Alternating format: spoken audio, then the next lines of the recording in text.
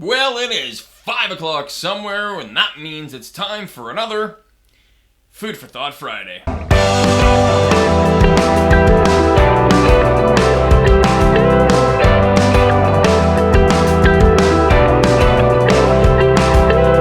Alright, well, George Bernard Shaw, the prolific playwright and the recipient of the 1925 Nobel Prize in Literature, once said, "The greatest mistake we make about communication is the assumption that it has taken place."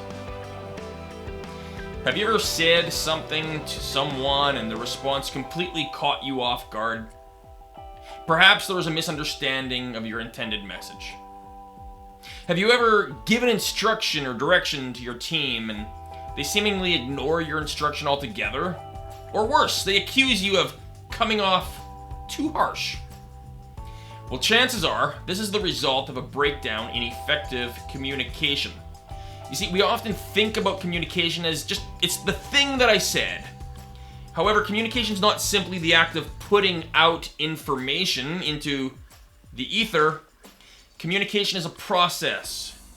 And that process requires multiple steps, and those multiple steps are taken by multiple parties. Communication is not just what we say, it's about how the other person hears it, understands it, perceives it, and can act upon it. Communication exists not as a one-way propelling of information, but communication exists in a loop, from the sender to the receiver, and then back again. You see, I speak, you listen, and then you speak and I listen, thus closing the loop.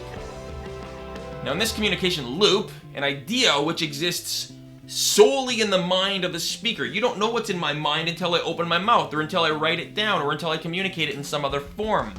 So the idea that exists solely in the mind of the speaker is packaged into a combination of words and tone and body language. And this parcel of an idea is then sent to the hearer, who takes that parcel and then needs to unpack the idea and interpret the message to receive the thought then into their mind.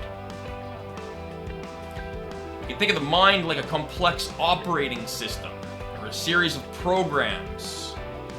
And if we do that, then we must attend to the fact that our hearer or our audience may or may not have the requisite software to open and to read that file or the intended message that we've sent.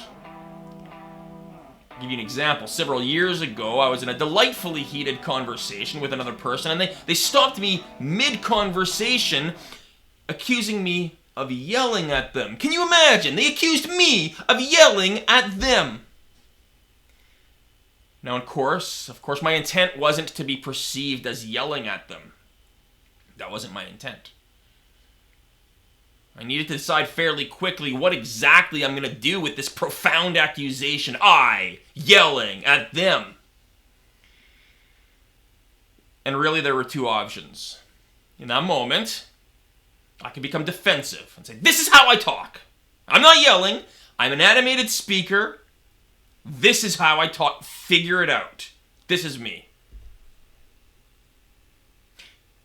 Or, if I had any incentive or reason to ensure that my message is actually being received as intended, I could repackage the message in a way that the receiver could open, or to use the analogy, in a way that their operating system could subsequently open, read, and understand. Now, in the coming weeks, I'm going to expand on this idea greatly. I'm going to identify the stages where our communication often derails and exactly what we can do about it. For today, however, if you fancy yourself as a communicator of any sort, or perhaps you lead, you manage a team of others, remember, communication is not just what has been said, but also, and perhaps more importantly, what has been heard. So next time you communicate, whether with your team, the client, or perhaps that one individual who repeatedly accuses you of yelling, ask yourself, am I packaging this message in a way that can actually open and read. Hope that helps. If nothing else, perhaps this has at least been food for thought.